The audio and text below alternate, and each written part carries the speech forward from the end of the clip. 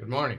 I'm at home, not actually. I'm in Florida, and I knew I was going to be gone, so I decided to give you a lesson this morning, and so I'm at home recording our next lesson. I hope everybody's been well, and so let's bow our heads for an opening prayer.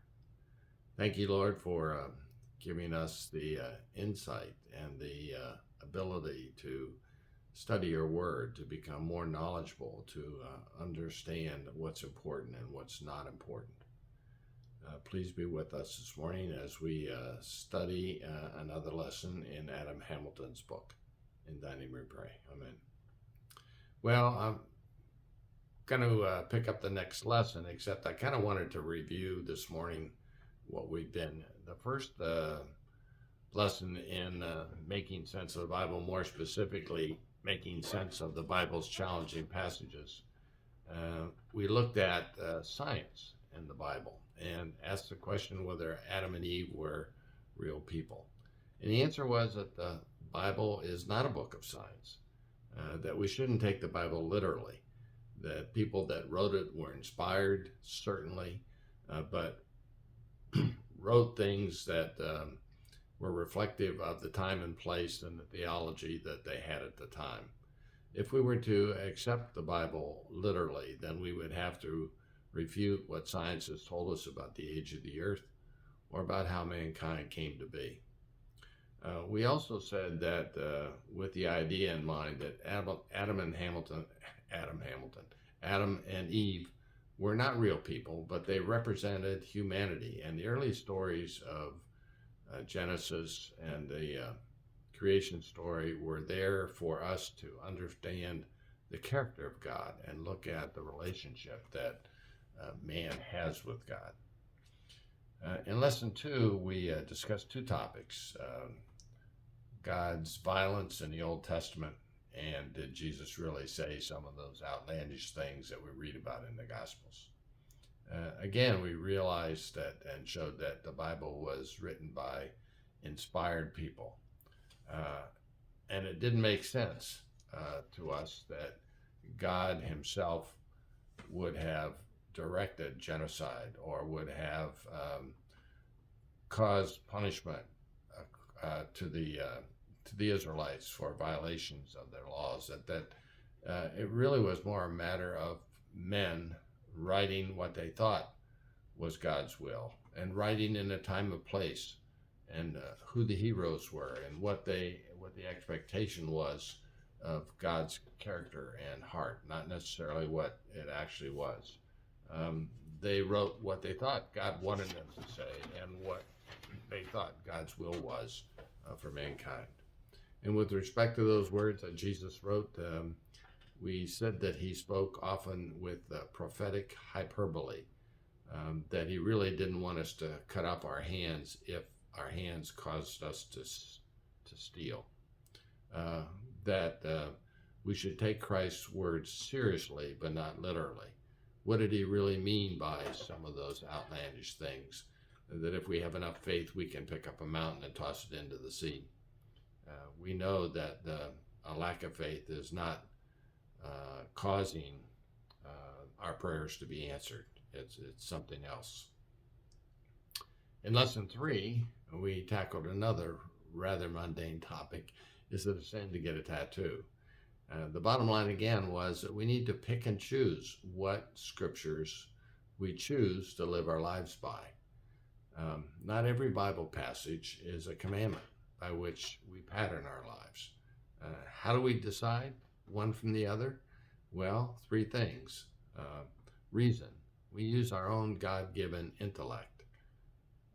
Even Paul Barnabas in the New Testament gave a good example of that when they came to Jerusalem and talked to the Christian leaders there, James and Peter and John, and tried to show to them, using reason, that it wasn't an expectation that Gentiles be circumcised in order to be Christians.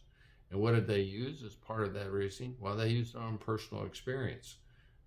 They saw how Christ-like and the actions of Gentiles were everything that a Christian ought to be, and it didn't matter whether or not they were circumcised or not. So they used both reason and experience, as we should, using our own personal intellect and using our own experience in others. And the last thing, of course, is tradition. We have 2,000 years of Christian thought and theological actions by Christian leaders and people who have given a lot of thought to our scriptures and what they intend and what they mean to say. And so we use this tradition to help condition and give us insight into how and which scriptures we need to pay most attention to. Today, I'd like to tackle a familiar topic that we've talked about before in terms of, is the Bible reliable? And today, we're going to narrow it down a little bit and say, can we trust the Gospels? The Gospel account of Jesus. Now, we know the Gospels is what they say is extremely important. It's who we believe in. It's the story of Christ. And without the story of his death on the cross and resurrection, we would have no faith. And so the question is, what do we say about the Gospels? How can we approach this question of whether or not the Gospel account of Jesus is correct? Now, Gospel writers certainly weren't writing a biography of Jesus. They were witnesses to what took place, but they were not writing as historians either. They were followers of Christ, and in a sense, they were biased, but in a good way. They each brought their own conclusions, their own observations of their relationship with Christ to their stories, and they wrote them to reflect the audience of which they intended to write their stories to. For example, in Matthew wrote to a Jewish audience about Jesus being the fulfillment of the Jewish prophecies of the Old Testament, of the Masonic prophecies. Mark presents Jesus as a suffering servant, ready to sacrifice his own life to provide salvation to the world. And then Luke speaks to the poor and the marginalized in the world, and he emphasizes the Gentiles' place in God's kingdom here on earth. And then finally, John focuses on the spiritual significance of Jesus' life and that Jesus is the Son of God, building up believers and new converts. So it's easy to understand how a secular historian or a religious skeptic could read the Gospels and discount their historical reliability. After all, Jesus was a Jewish man who turned water into wine, was born of a virgin. He calmed the storm. He walked on water. He raised the dead. He cured the lame and the blind. And then he himself was raised. So many believe the miracles of the Gospels reflect only our faith of the early church and not the actual Jesus of history. So are they correct? What can we say to help us believe that the Gospel accounts of Jesus are true? Well, let's enumerate a few of them. Many will say that there are no first century documents or ancient documents that even speak to the fact that Jesus even existed. And we've talked about this before, and there actually are 27 books, first century documents written by at least 9 different authors in the first 50 years after Christ's death that tell the Jesus story. We've had earlier lessons about the veracity of the New Testament and other ancient documents. We know that on a par, the New Testament scriptures are much more reliable and well thought of than other ancient texts like the Iliad or Caesar's Gallic Wars, simply because if you judge these documents based on what manuscript experts judge them on, how soon after the original documents were written do we have copies, and how many copies do we have? And certainly the Bible, in particular the New Testament, far exceeds those particular criteria for other documents that are accepted as ancient documents. We have four books telling the same story but in different ways, with different themes about Jesus to 4 different audiences, as I've just indicated earlier. These 4 writers I consider to be reliable witnesses, and they're compelling just because they are different and just because they do tell the story a little differently. If there was collusion in perpetuating a hoax about what we read about Christ, then all the stories would be the same. How many times have you found a broken vase in the living room, and you question your 2 kids, and when the kids tell exactly the same story, what do you suspect? That they've gotten together and created something. It's when you have different stories that we conclude veracity. Same thing in a trial. You have 2 witnesses telling exactly the same without any variation in the details, then you begin to question whether or not that there've been collusion on their parts. We have some other interesting things too that are rather embarrassing. So if you were writing a story of the world of Christ and his death and resurrection, then you would want everything to be perfect if it were a hoax. And we find some strange things in our Gospels that would lead us to believe that why would they put that in there if it's such a it's an embarrassing situation, or is something we're not sure why it's even there. And so I've got 3 examples for you. And the first one is in Matthew chapter 20, verse 20 through 24. And if you go to that, and I'm reading now the Message Bible today because I think it kind of gives a little bit of clarity to some of the lessons. It's pretty self-explanatory. It was about that time that the mother of the Zebedee brothers, James and John, came with her 2 sons and knelt before Jesus with a request. "What do you want?" Jesus said. She said, "Give your word that these 2 sons of mine will be rewarded the highest place of honor in your kingdom, one at your right hand and one at your left." Jesus responded, "You have no idea what you're asking." And he said to James and John, "Are you capable of drinking the cup that I'm about to drink?" "Sure," they said, "why not?" And Jesus said, "Come to think of it, you are going to drink my cup, and as to awarding place of honor, that's not my business. My Father's taking care of that."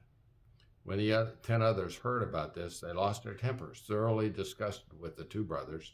So Jesus got them together to settle things down.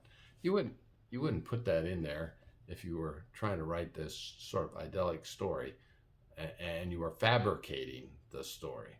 So when the witnesses were writing the story of Christ, they put the good and the bad in there. The other interesting thing about this one is if you read the same text in Mark, you'll find that his mother doesn't come, but the 2 brothers come. So there are differences. Why? But they do, the differences between those 2 parts of the story, they don't appreciably change the story. They're just different perspectives. The second one, I would like to go to Luke chapter 24, verses 9 through 11. Actually, I'm going to read the whole thing. This is one of the stories of early morning after Jesus is written for the women going to the tomb. Well, first of all, women we know were not equals in Jesus' society. In fact, they could not be even called as witnesses in a court of law. I heard the story once where a rabbi was praying to the Lord, and he thanked him for his life, and then he said, "And I thank God that you have not made me a woman." So the story of women in the Bible are something that you would not include in Jewish society if in fact you were fabricating the story. So I'm in chapter 24 of Luke. At the crack of dawn on Sunday, the women came to the tomb carrying the burial spices they had prepared. They found the entrance stone rolled back from the tomb, so they walked in. But once inside, they couldn't find the body of the master. They were puzzled, wondering what to make of this. Then out of nowhere, it seemed, 2 men, light cascading on them, stood there. The women were awestruck and bowed down and worshiped. The men said, "Why are you looking for the living one in a cemetery? He is not here, but raised up. Remember how he told you when you were back in Galilee that he had been to be handed over to the sinners, be killed on a cross, and 3 days rise up. Then they remembered Christ's words. They left the tomb and broke the news of all this to the 11 and the rest. Mary Magdalene, Joanna, Mary the mother of James, and the other women with them kept telling these things to the apostles. But the apostles didn't believe a word of it, thought they were making it up.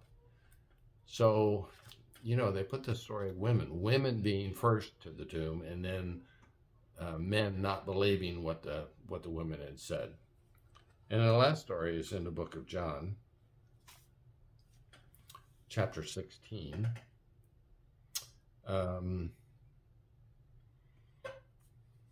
This is Christ speaking. Was the one where he says, I am the way, the truth, and the life. No man comes to the Father but by me. And he says, in a day or so, in verse 16, chapter 16, in a day or so, you are not going to see me, but then in another day or so, you will see me. That stirred up a hornet's nest of questions among the disciples. What's he talking about? In a day or so, you are not going to see me, but then in another day or so, you will see me. And because I'm on my way to the Father, what is this day or so? We don't know what he's talking about. There are lots of examples of Christ's disciples not understanding who he is. His closest followers, we even are perplexed sometimes at the dullness of the disciples. And this is another kind of embarrassing thing that if we were fabricating a story, we wouldn't put things like that in the Gospels. There are also the willingness of the apostles to proclaim the gospel message in the face of persecution and threats, as well as action to do harm and to inflict death. They face serious persecution willingly, which testifies to the depth of their witness to the stories that we read. Tradition tells us that all but one of the 12 apostles were martyred for their death. That seems illogical to me to conclude that what they wrote about was something that they were willing to die for, if in fact it was a lie. It's also true that these Gospels were written and spread across all the known portions of the world shortly after Christ's death. And since it was done shortly after Christ's death, the people who were non-believers were alive at the same time that the disciples were spreading the word. And you would think that if what they said about Christ's life were a lie, they would have been refuted. And we would have found evidence of that refutation, but we're not. We do not have those kinds of stories. The stories of the Gospels, as I said, were spread far and wide. Missionaries carried their stories to the far reaches of the known earth. Thomas, for example, the doubting Thomas, no doubt, carried the message of Christ all the way to India. James, the son of Zebedee, carried the message all the way to Spain. In fact, his is one of the first recorded martyrdoms in the Bible. You can read about it in Acts 12. King Agrippa, King Herod's son, executed him, and that's in Acts. You would think that if this were alive, we wouldn't see the disciples spreading the message of Christ across the known world. They didn't have airplanes and cars. Most of them walked. If they were lucky, they rode a donkey or a camel. Finally, another piece of circumstantial evidence is that a couple things. All of a sudden, we changed worship days from Saturday, the Sabbath, until Sunday. We have the communion, which Christ told us about in the first 100 years, and we've continued that sacrament all the way up until the present time. The boldness of the disciples. We know that at Christ's arrest, everybody disappeared, and suddenly a week or so after his resurrection, we have Peter, for example, talking boldly to the same Sanhedrin that had Christ crucified. And then certainly archaeological evidence that has been used, not for everything, but certainly gives us a better understanding of the veracity of the Gospels. So I'm going to stop now, and I'd like to turn our attention to a short film. It's by Dr. Grant Hardy. He's a professor of history and religious studies at the University of North Carolina at Asheville. He's got some additional information about the Gospels that I think you'll find interesting. In addition, he adds a short section on what we would call source criticism, which we've talked about, not using those words necessarily. And I think what I've told you today, some of it repeat, hopefully some of it new, and Dr. Hardy's knowledge on the New Testament and the Gospels themselves will help fortify the question as, can we really trust the Gospels in the story of Jesus Christ? Let's turn our attention over to the film now, and I'll see you guys in about a week. Have a good week.